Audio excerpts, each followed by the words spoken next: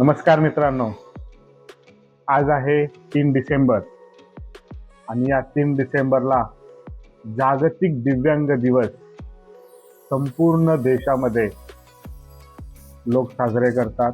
विविध शाळांमध्ये मुलांच्या कॉम्पिटिशन होतात, मुलांच्या स्पर्धा होतात, मुलांचे वेगवेगळे कलागुणांना वाव दिला जातो आणि त्या 22 प्रकारच्या एकूण डिसॅबिलिटी असतात. त्यापैकी आज आपण चर्चा करणार आहोत कर्णबधिरत्व या विषयावर आपण आज चर्चा करणार आहोत. कर्णबधीर म्हणजे काय? म्हणजे ज्या मुलांना कानाने आवाज ऐकू येत नाही म्हणून ते बोलू शकत नाही त्याला म्हणतात कर्णबधीर.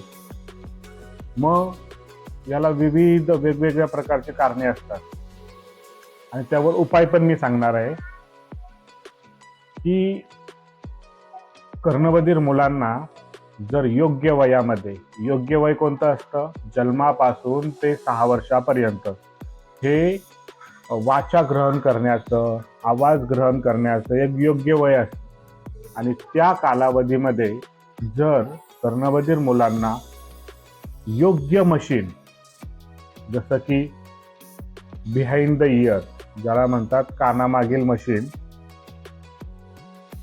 त्याच्यानंतर कॉक्लिअर इम्प्लांट जी कानामागे सर्जरी करून त्याला लावले जातं त्याला म्हणतात कॉक्लिअर इम्प्लांट.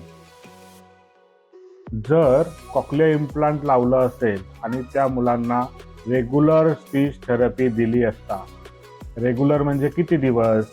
10 दिवस, 20 दिवस, 30 दिवस, 1 वर्ष, साधारणतः माझ्या माहितीप्रमाणे 2 ते 3 वर्ष रेग्युलर थेरपी दिली असता अशी मुलं नॉर्मल बनवू शकतात.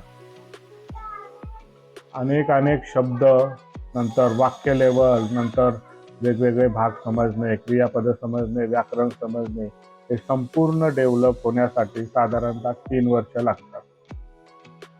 जर आपण त्यांना योग्य स्पीच थेरपी मिळाली त्या मुलांना, तर ही मुलं भविष्यामध्ये नॉर्मल शाळेमध्ये शिकू शकतात, नॉर्मल मुलांप्रमाणे बोलू शकतात, नॉर्मल मुलांबरोबर किंवा मुलींबरोबर त्यांचं लग्न होऊ शकतं, त्यांना योग्य नोकरी लागू शकते आणि ते आपलं आयुष्य नॉर्मल मुलांप्रमाणे, नॉर्मल व्यक्तीप्रमाणे जगू शकतात.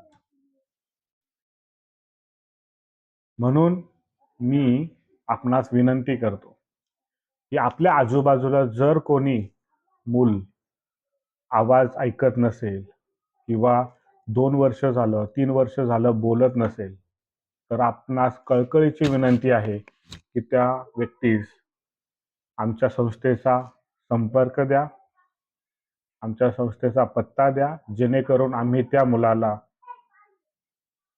मुख्य प्रवाहात आणण्याचा प्रयत्न करू आणि त्या व्यक्तींचे, त्या पालकांचा मुखावर एक हास्य उमटू शकू की आपलं मूल बोलू शकतं, आपलं मूल नॉर्मल शाळेमध्ये जाऊ शकतं.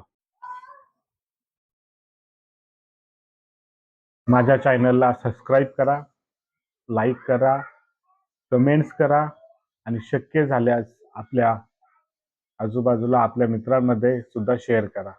एवढी आपणास कळकळीची विनंती आहे. धन्यवाद.